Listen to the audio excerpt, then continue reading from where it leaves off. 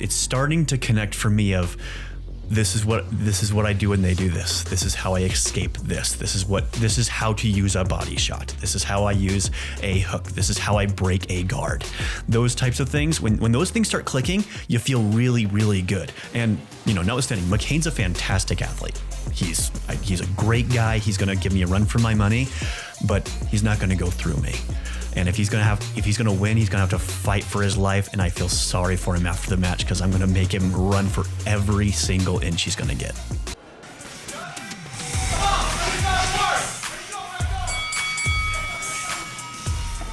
Hey guys, welcome to the Legends Boxing Podcast, EFN edition. I'm really excited to meet Johnny Dinkel here. He's going to be fighting in this year's EFN number 7, May 13th. So thanks for being here, man. Appreciate it. Of course, happy to be here every time. So this is actually my first time meeting you. So I'm really, like I said, really excited to learn about you, kind of learn your experience, learn your journey. So tell me a little bit, what do you do for a living? Who are you representing for EFN? Yeah, so I'm representing Launch Pod Media. We're the second largest private podcast agency on the West Coast. We do podcasts for everyone from Reddit and Meta to your local grocery store. And I think right now we're housing shows that on average do somewhere around 10 million plus downloads every couple of months. Wow. Okay. So we're going some big shows. Thank you for being on our podcast.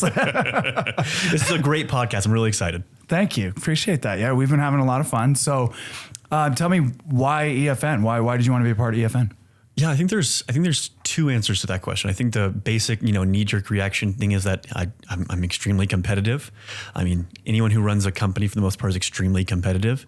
But I think on top of that is I like challenging myself in ways that make me uncomfortable. I think living in a space that you're generally uncomfortable is very healthy for you. Once you start becoming sedentary, once you become comfortable with what you're doing, you lose your edge, you lose what you could be pushing yourself to accomplish. But I think the longer answer for that is, I think boxing and physical combat of sorts is a great way to channel aggression, and also a great way to, how should I say it? Is a great way to take the punches that you couldn't take otherwise. Well said, right? I mean, keep getting hit, but it's a matter about getting back up, right? That's right. Okay, so absolutely. No, it's okay. Thank you for sharing. That's awesome. Have you seen an EFN before? Have you ever been a part of the other generations we've done? I have actually never even watched an entire boxing match. Really? Yeah, I'm brand spank me new. Yeah. Okay. I was like, let's do something I know nothing about, but seems really, really hard. And this was right up my alley. So what gym are you training out of? I'm training out of the Jordan Landing with Robbie. Okay. Mm-hmm. Robbie's a rock star. He is a rock star. Yes, he's and a he'll rock push you, man. Yes, he will. I hear that all the time about Robbie. I have a couple of members at my Bountiful location that will also go to the Jordan Landing location, and they're just like, yeah, Robbie. They're constantly talking about how cool Robbie is. So how is that going? How's the training? It's great. I think the first 4 or 5 weeks were the hardest, in of the fact that when I first started, I couldn't do like a lap around the gym. I came in at 189. I'm fighting at 178. Okay. And I've dropped down. I'm just under that weight right now. I'll be able to bulk up in the next week or so before we get to the fight. But it's a constant pressure. Making sure you are able to breathe is the hardest part. And then I'm still trying to figure out all the footwork. It's a constant drinking from the fire hose. You're right. You're absolutely right. But you feel like you've gotten better and better and progressed each week that you're going. What's kind of a regiment that you're doing right now? How many days a week? I'm going every day. Oh, really? By the time I fight, I'll have over 110 hours of training done. Okay. All right. Monday, Wednesday, Fridays, I go twice a day, 5:30 a.m. and 7 in the evening. I do conditioning on Sunday and Saturdays, and then I do sparring on Sundays and Wednesdays. That's pretty awesome. Holy wow. That's really awesome. I want to win. Yeah, I can see that. I'm fighting McCain. Competitive. Now, yeah, I was going to ask you, who are you fighting? What's his name? McCain Kennedy. He's actually a friend. Oh. I knew him before he used to work with my wife. Okay. And we were texting each other the entire time we were applying for the program. We both got accepted. We got heard about our weight. We're just like, we're not fighting each other, right? No, we're not fighting each other. We're fighting each other. Sure enough. And I'm going to win. Good. I love it. Okay. So tell me about, what was your first experience sparring? Yeah, my first experience sparring. So my background when it comes to like combat sports. I've done some jiu-jitsu stuff. I've done some MMA stuff, just kind of playing around. Okay. Anything serious. I was surprised at how much the fight was consistent with ones and twos, just how important that was. Getting clipped in the top of my head, not being able to take my head off line, getting out of the way of getting punched, and then also just throwing something and then suddenly the guy's not there. As soon as you put your glove up and throw a 3 or throw an 8 and you turn your head at all, they're going to take that pivot and go on your inside and suddenly you can't see him, and that's not great. It was my first couple of sparring sessions. It was up until... Actually, that's probably the best way of putting it. Up until last week, I had received a bloody nose every single sparring session. Oh, wow. We were actually just talking to somebody else who was talking about that exact same thing. And he didn't bleed at all in his fight. So there's hope. Last week, no bloody nose. I came out clean. Okay. Yeah. All right. Okay. So, and actually, in my experience with boxing is it does toughen up. It really does. There's some people are just bleeders and they're going to bleed no matter what. But when I first started boxing, I would get bloody nose, but then after, my whatever inside my nose toughened up, it just all stopped. Yeah. So I broke 16 bones. Bloody nose isn't a big deal. We're fine. Look at this. We've already got so much in common and I didn't even know, never even knew you, man. Exactly. This is great. So, okay. So how did you hear about EFN? One of the guys who fought last year, Devon Millington with the Abbey Lou Foundation, is a good friend of mine and one of our clients. And so that was who I fought. Is that who you fought? Yeah. Holy moly, dude. First off, is Devon not like intense as hell? He's pretty intense. He's pretty intense. And his threes are strong. I light spar with him on the weekends just to get lecture training. Good. And, man, that fight where he just tripped up a little bit and touched his gloves to the ground, he was rolling on that one for a minute.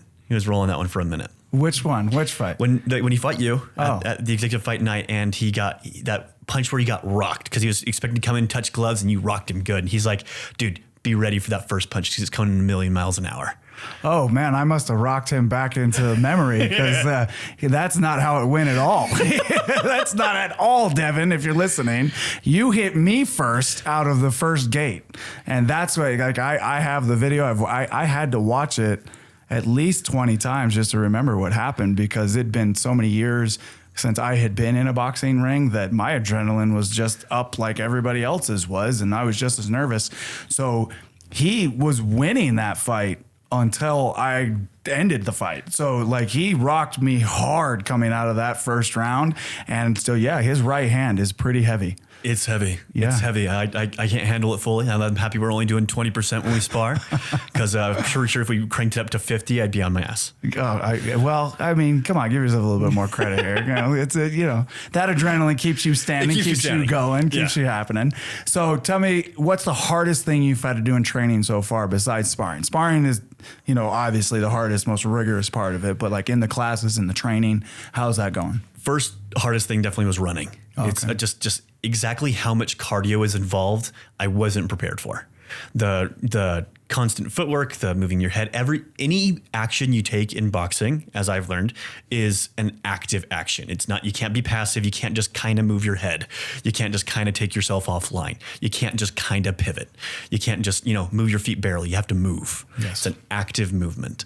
And for the whole 1 minute that I'm sparring or the whole 1 minute that I'm doing a, combo of, 4, 5, 8, 3 or whatever it is, it's constant action and it's not light action. And if you get hit the wrong time when you're breathing wrong or you're not breathing through your nose or you're not getting enough air in there, it's going to trip you up. Outside of that is, I really felt I struggled initially with 6s and 8s. Just the number 8 for me in learning the punches seemed like it was really off. I'm like, I don't get why it's not that's 8 should be a 4 in my head. Didn't get that initially, but I feel like those are some of my best punches now because I work them over and over and over and over again 5 minutes after class almost every time. Nice. That's great. Yeah. And most people will generate to that, right? With that 8 and that 6, it's that comfort level with your right hand, it's your right side. It's all that rotation you get to put into that body and those kinds of things. And then, when it makes that sound on the bag and it makes that sound on the mid, it's just that much more exciting. So it's been good. So overall, what I'm hearing is your journey down this road has been pretty awesome. It's been amazing. It's been amazing. I hope to stay in fight camp after this elapses, and I don't want to drive as far if I can help it. But it's worth the drive. If you're considering doing Legends, if you're considering doing boxing, if you're considering challenging yourself in a sport that you know nothing about, do it.